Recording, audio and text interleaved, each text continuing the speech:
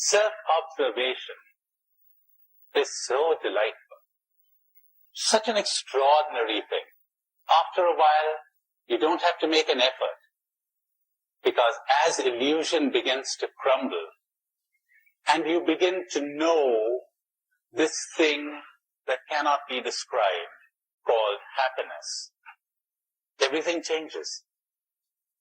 You become addicted to awareness. Awareness, awareness, awareness. There's the story of the disciple or a traveler who goes to the master and he says, could you give me a word of wisdom? Could you tell me something that would guide me through my days? It was the master's day of silence. So he picked a pad and wrote one word on the pad. He said, awareness, and gave it to the traveler. When the traveler saw that, he said, but this is too brief. Could you expand on it a bit? And the master took the pad back pleasantly and wrote, awareness, awareness, awareness. He said, yes, but what does it mean? And the master took the pad back and wrote, awareness, awareness, awareness means awareness. That's what it means. Watch yourself. I told you this morning, no one can show you how to do it, because he would be giving you a technique. He'd be programming you. But watch yourself. You had a reaction this morning when you were talking to someone. Were you aware of it? Were you not identifying with it? You got angry with somebody. Were you aware that you were angry? And were you not identifying with your anger? And later, when you had the time, did you study it? Did you attempt to understand it? Where did it come from? What brought it on? I don't know of any other means of transformation than awareness. I don't know of any other. If any of you cover some other method of self-transformation, I'd be very happy to hear it from you. But I don't know of any other. You only change what you understand. What you do not understand and are not aware of, you repress. You don't change. Just gets repressed. But when you understand it, it changes. When you become aware of it, it changes. My, that was a pretty lengthy discourse, wasn't it? You seem a bit stunned, are you? Why don't we give you a 5-minute break to stand up and stretch, and then we'll continue. Gee, I really knocked you all out, didn't I? Yes.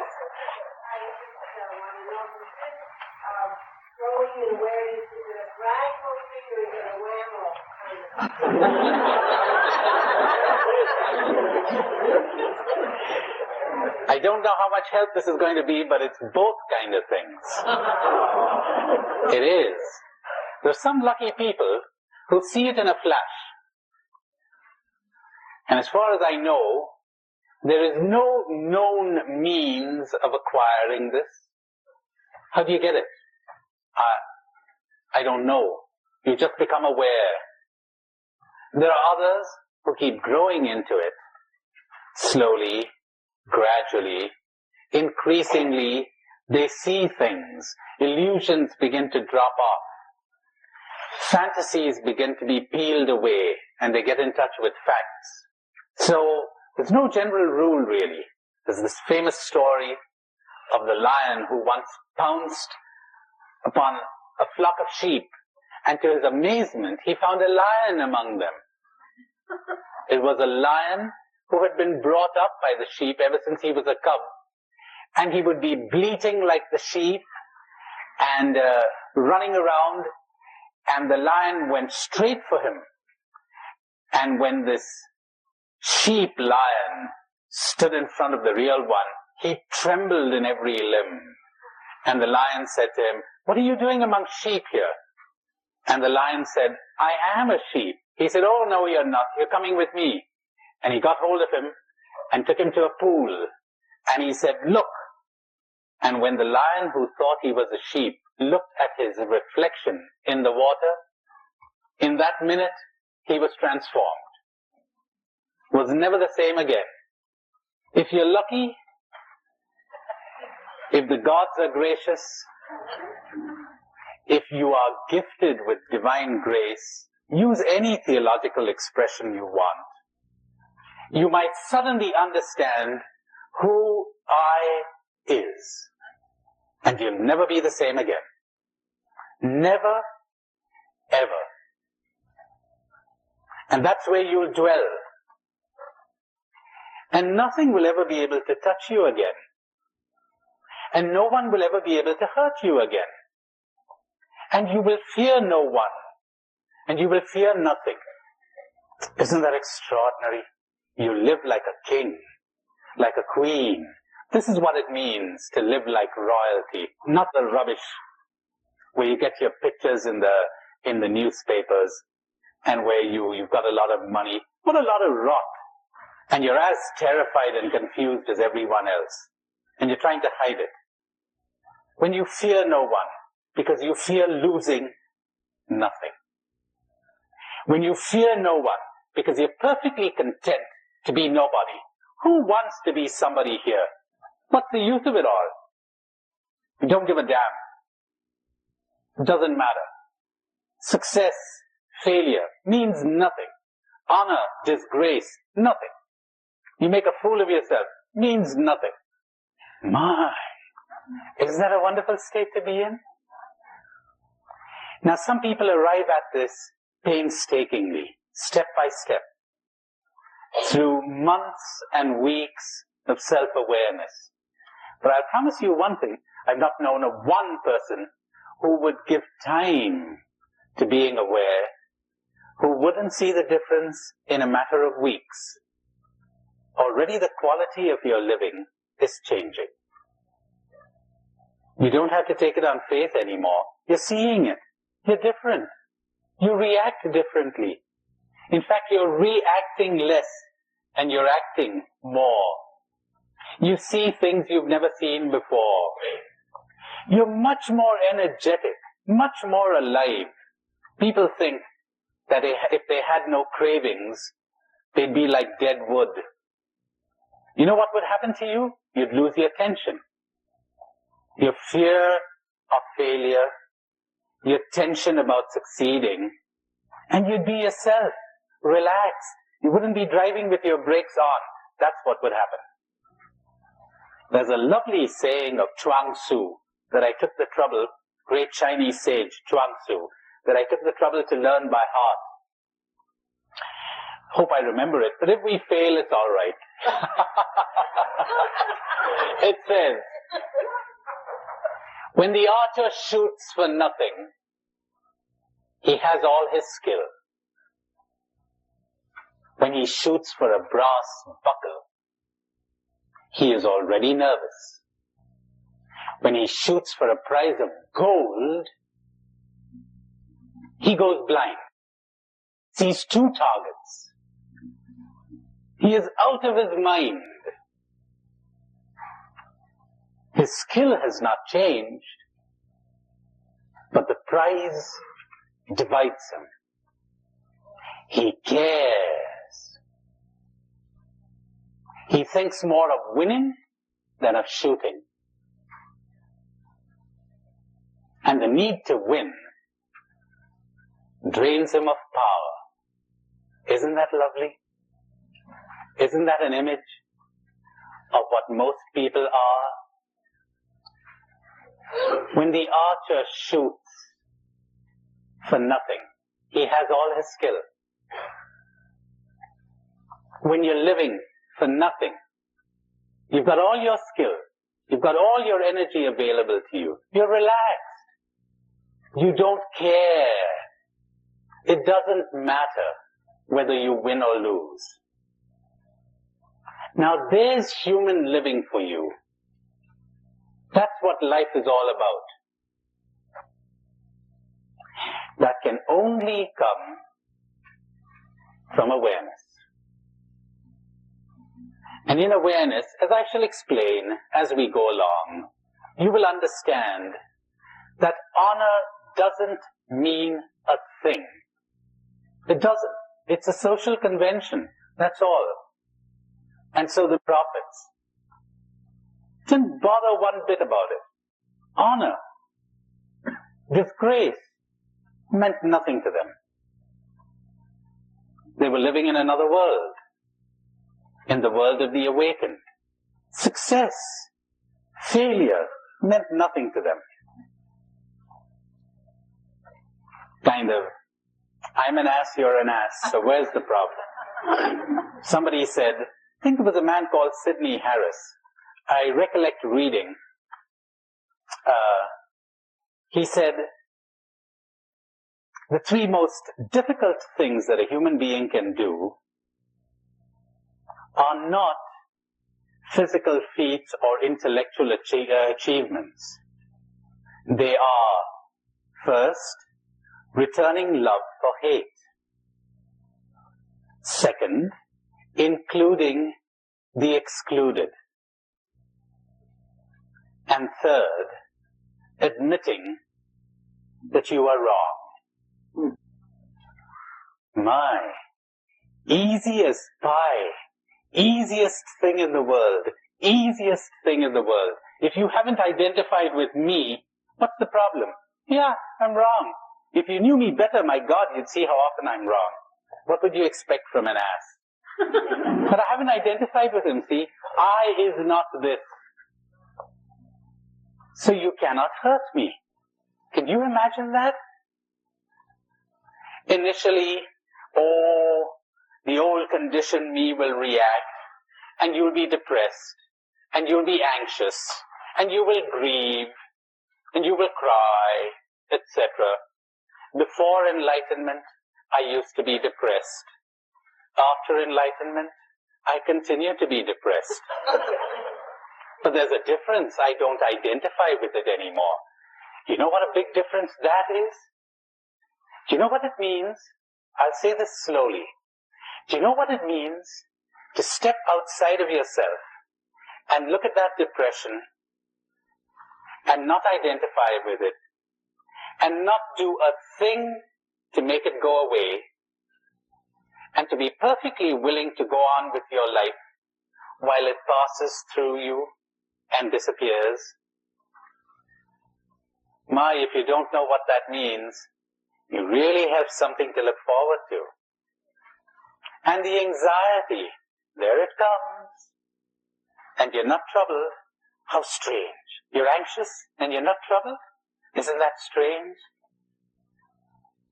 Isn't that a paradox? And you're willing to let this cloud come in, because the more you fight it, the more power you give it. And you're willing to observe it as it passes by. And you know something? You can be happy in your anxiety. Isn't that crazy? And you can be happy in your depression. It's just that you got the wrong notion of happiness. You thought happiness was excitement. You thought happiness was thrills. You know something? That's what causes the depressions. Didn't anyone tell you that? You're thrilled. All right, you're preparing the way for your next depression. You're thrilled. Have you picked up the anxiety behind that? How could I make that last? Somebody said that yesterday evening. How can I make it last? That's not happiness. That's thrills. That's kicks. That's addiction. That's drugs. Talk about the drug addict. My, I've got something to show you. I wonder how many non-addicts there are in this hall tonight. If you're anything like the average group, very few. Very few. Don't look superiorly down your nose at the alcoholic and the drug addict. Maybe you're just as addicted as he or she is. The first time, I'm becoming personal. The first time I got a glimpse of this world, it was terrifying. Terrifying. To understand what it meant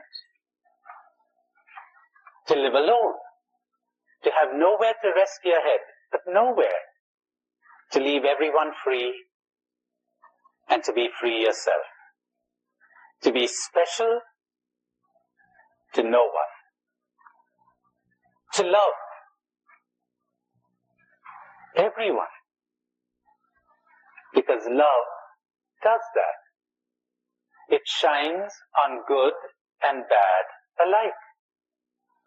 And it makes its rain to fall on saints and sinners alike. No difference. It doesn't depend on an object to exist. You don't pull it out. It's there, available. Like the rose. Is it possible for the rose to say, I will give my fragrance to the good people who smell me, and I will withhold it from the bad? Or like a lamp, is it possible for the lamp to say, I shall give my light to the good people in this room and withhold my light from the evil people? Or like a tree, can a tree say, I'll give my shade to the good people who rest in my shade and withhold my shade from the bad?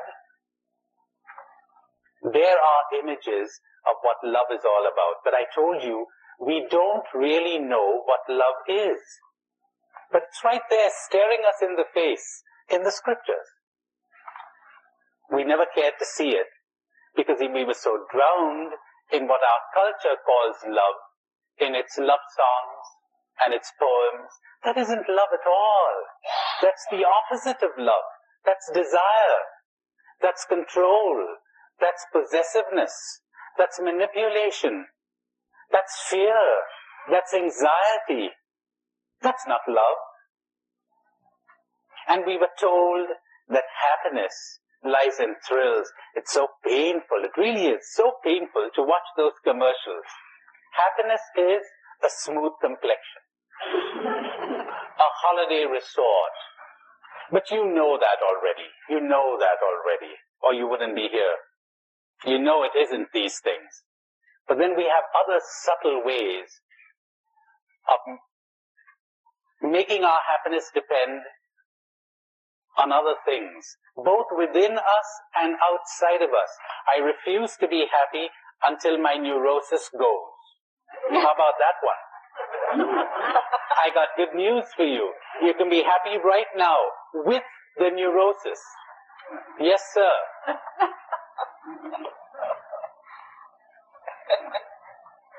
You want even better news?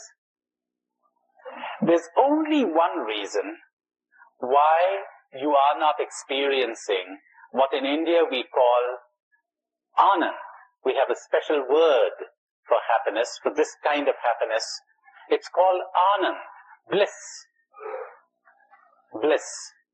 There's only one reason why you are not experiencing bliss, this present moment.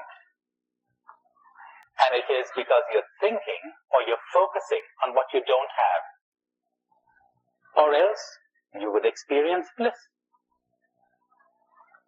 You're focusing on what you don't have. Right now, you have everything you need to be in happiness, bliss, anand, right now. Jesus was talking horse sense. He was talking to lay people, to married people, to third world people, to starving people, to poor people. He's telling them, good news, it's yours for the taking. Ready for it? Here goes. But who listens? No one's interested. They'd rather be asleep.